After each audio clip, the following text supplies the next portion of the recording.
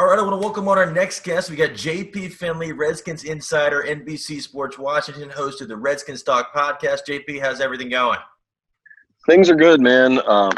Crazy time. Hope everybody's just staying safe and healthy. Absolutely, yeah. It's an off season. I don't think anybody anticipated. So speaking of the Redskins, we almost coming up on a month since the draft, which is wild. This time's been flying.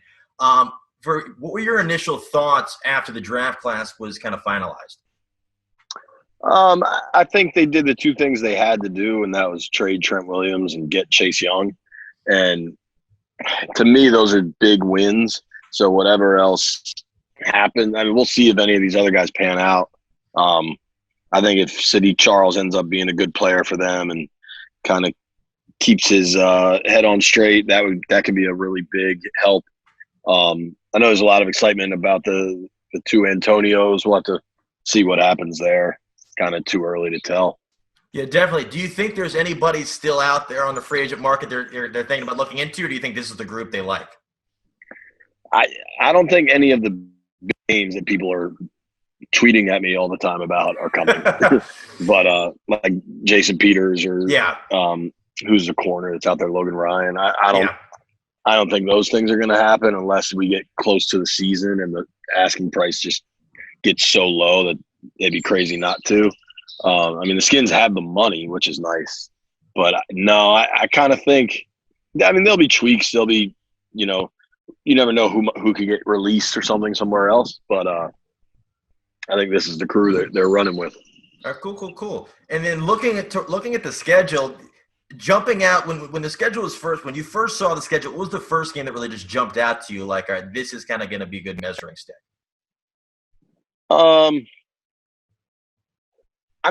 There's no real. The stretch of 3 road games from Thanksgiving to San Francisco with Pittsburgh in the middle. I don't see them getting a single win there. You never know, but I think they could maybe win a few before that though, where they get the Giants at home, at Detroit, and then the Bengals at home. I think that's the early on. It could start bad, certainly, but they could also sneak a win. I'm not convinced. I don't think the Eagles have gotten better this offseason. No. I'm not convinced the Rams are going to be the powerhouse they were a couple of years ago. So I like going to Cleveland when, the Browns have been so up and down. I think they could get a couple wins in there. I don't see Ron Rivera going on prolonged losing streaks. No. And maybe if it happens, this could be the year, right? Because it's a big-time rebuild, but we'll have to wait and see. And then speaking on Dwayne Haskins, nobody's expecting him to be Joe Montana this year. What is it, statistics you need to see, or is just confidence you need to see just to kind of give you more kind of faith in him as the long-term starter? Probably both. There's got to be some level of statistical production. And I would look for accuracy, kind of lowering the turnovers, more touchdowns, and yardage and all that stuff comes later. I just think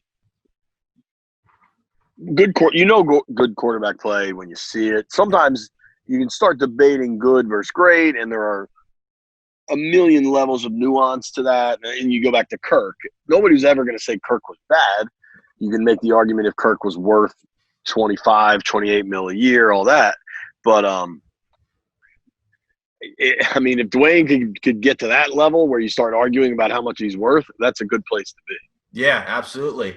And then looking at his weapons we've got right now, I know you did an interview yesterday with Thaddeus Moss. Are you excited to see what he can sort of bring to this position group? Yeah, but he's pretty low on the list. I think you're hopeful for another year of Harmon. Kelvin Harmon played much better once Dwayne got in the games. Terry McLaurin, obviously. Thaddeus Moss, I could legitimately see emerge as the best tight end, but I don't think he's the elite threat that they need. I think you're more hopeful that Antonio Gibson can become a real threat out of the backfield, something like that, as far as an emerging rookie. And then on the defensive side of the ball, who's one guy that you're looking forward to seeing maybe a breakout year this year? Somebody that's kind of maybe is going under the radar that's just ready to kind of pounce in week one. Does Chase Young count? I guess he's not under the radar. I kind of think Montez Sweat. I mean, there's going to be so much hype and excitement about Chase Young, and then people always talk about the D-line. I think Montez Sweat, I mean, he had what seemed like a really quiet rookie year, but he had 7 sacks. Oh, wow. I didn't realize that. I mean, maybe I'm wrong. I'm pretty sure that's right. And I think the system will be more conducive towards getting to the quarterback. And I think Chase Young is that dude. And I think teams will, even in the NFL, even as a rookie, will kind of have to scheme for him. And because of that, Montez should get some more opportunities. Absolutely. And in the secondary, are you comfortable with Moreau and Fuller? And who's the guy they got from Philly? I'm drawing a blank, the local kid. Ronald Darby. Darby. Are you confident with them going forward to kind of see how they can kind of go for the foreseeable future? No. I mean, I don't know that people are. I don't mean that rude. Oh, no. I know. I'm confident in Fuller. I think Fuller can play and is a versatile weapon, but Moreau hasn't shown really close to enough to be confident in. Ronald Darby has struggled to stay healthy. When he's been on the field, he can be pretty good, but I think he's been hurt 3 straight seasons, ending the year on IR. Both those guys, I mean, they signed Darby just to a 1-year deal. Moreau's in the last year of his contract, of his rookie deal. So I don't think the organization's not giving you reason to be confident in them. If the organization thought that they were really the future, they'd get an extension done or give Darby a multi-year contract. So I think the secondary is a major question mark. I think Sean Davis will actually help. Oh, cool. Right away. I think they'll be better at safety, but the corners, I think, outside of tight end and then the left side of the offensive line, I think corner is certainly the biggest concern on the defense and probably my bronze medal concern winner on for the team. Absolutely. And then flipping over to basketball, what have been your thoughts on The Last Dance as we're coming into the last weekend of it? It's been great, man. I was a kid. I mean, Michael Jordan is the athlete of my life. Like I'm 38, so I mean, you can do the math. Like I was the prime middle school, high school, no, not college, but like middle school, high school. I had Jordans as a kid. I have Jordans now as an adult. Like I have multiple books about Michael Jordan in my office. So I love it. There's things I don't remember that have been fun to kind of see. Like for example, it's not so much MJ stuff because that stuff's like etched in stone, but kind of the periphery stuff. Like I remember Scotty not going back into that game against the Knicks, but I completely forgot that Kukoc made the shot until I saw the highlight. Just stuff like that was like,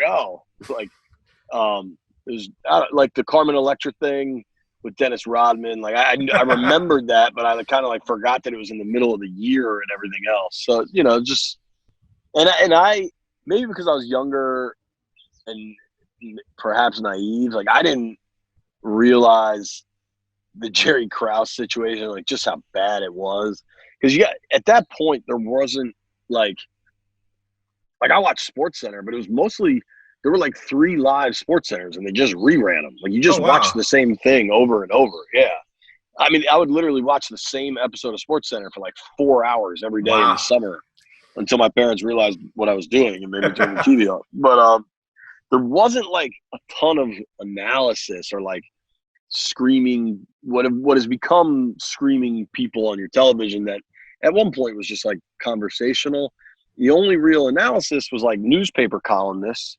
And living in DC, I grew up reading the Post, and so like Kornheiser, Wilbon, Boswell, they weren't writing about the infighting of Jerry Krause and Michael Jordan and Scottie Pippen. Maybe it happened occasionally, and I don't remember.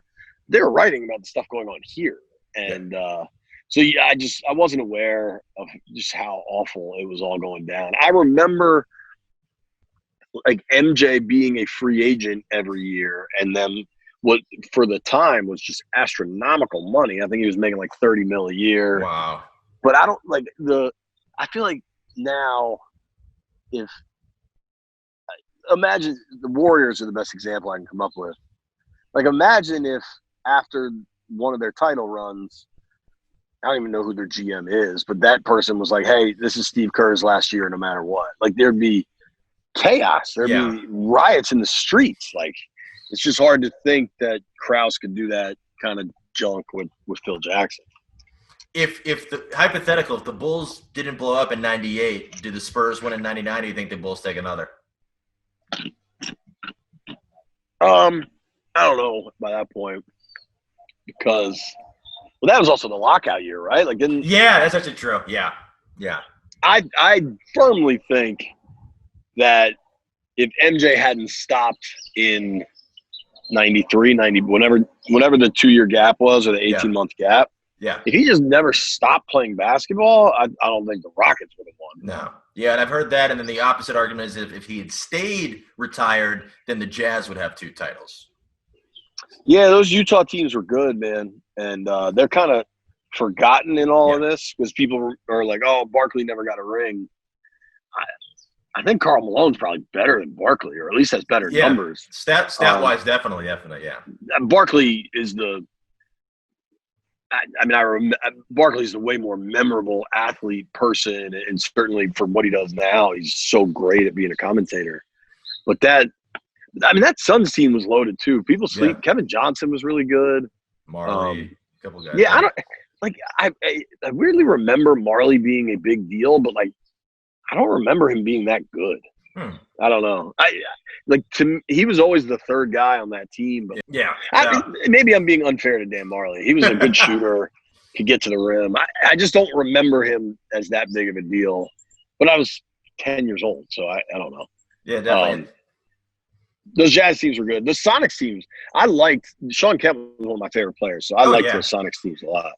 I wish they would have interviewed him. I don't think they got him for this at all. I know they had Peyton, they had Jordan with that iPad trick they were doing.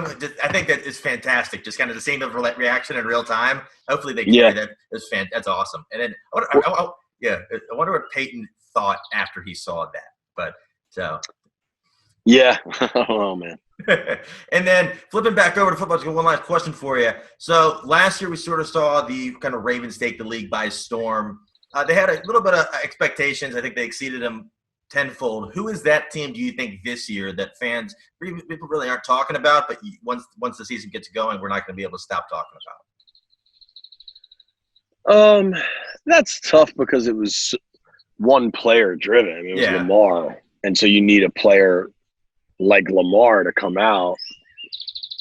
I mean, maybe it could be Burrow. I don't think the Bengals could be anywhere near as good. No. But, like, if Burrow comes out and is really good, then people will be talking about the Bengals, even if they go 6-10. Tua could be that guy for Miami for sure. It'd be a similar scenario. I don't think they're going to go 10-6 or something, but Tua and Burrow are guys that could have the whole league talking about them. As far as a team, the Steelers still went 8-8 with Roethlisberger hurt for the whole year. Yeah, I didn't even think about that. And they got Claypool too, so they got. I still think the Patriots could win 10 games with whoever they roll out there. Stidham. Right, and I think Belichick will love to win 10 games with Jared Stidham. Yeah. No, dude, it's the Bucks. It's the Bucks. Everybody's gonna want to watch them. Yeah, that's okay. That's true. Maybe that's not out of nowhere. Yeah, Tampa all of a sudden is must watch. Yeah. And their schedule reflects it. They're on national all the time. So, yeah, it's the Bucks, 100%. And then which rookie? It's not the Redskins. No. Fingers crossed, not getting my hopes up, but hopefully they'll be exciting to watch. Hopefully they can throw the ball. I'm glad at least Bill Callahan's not calling plays. But which rookie quarterback did you like to fit the most? I guess you got to say Burrow, right? I mean, they're going to build everything around him. Young offensive coach. I don't know. Is there somebody else you would answer there? I'm excited to see what Herbert can do. He's got the best offense around him, but I don't think they're going to do. He's probably not even going to play though, right? No, only if I think if Tyrod goes down. But that could. Well, I bet he plays before the second half of the year, unless they're like winning. Yeah. Yeah. I don't know. I like Tua, so I'm excited to see what happens down there. The Jordan Love thing is pretty wacky. Yeah. There's a first rounder that legit probably won't play. Yeah. Do you think Rodgers at any point would say, you know what, I'm out, I'm done with Green Bay, or do you think he's just gonna kind of just keep his title there until he hangs it up?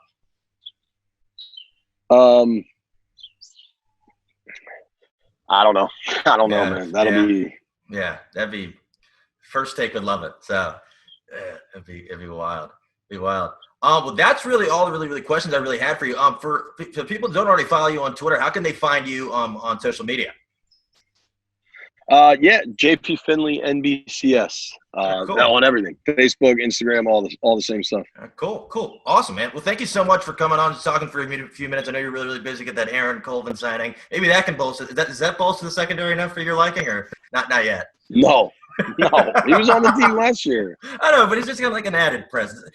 I remember he was like an 82 in Madden a couple years ago, but I don't think he's a little bit far past that. But yeah, this has been awesome. Yeah, he got a big contract too. I think it was Jacksonville a couple years ago, or Houston. Houston, I think. Yeah, but awesome.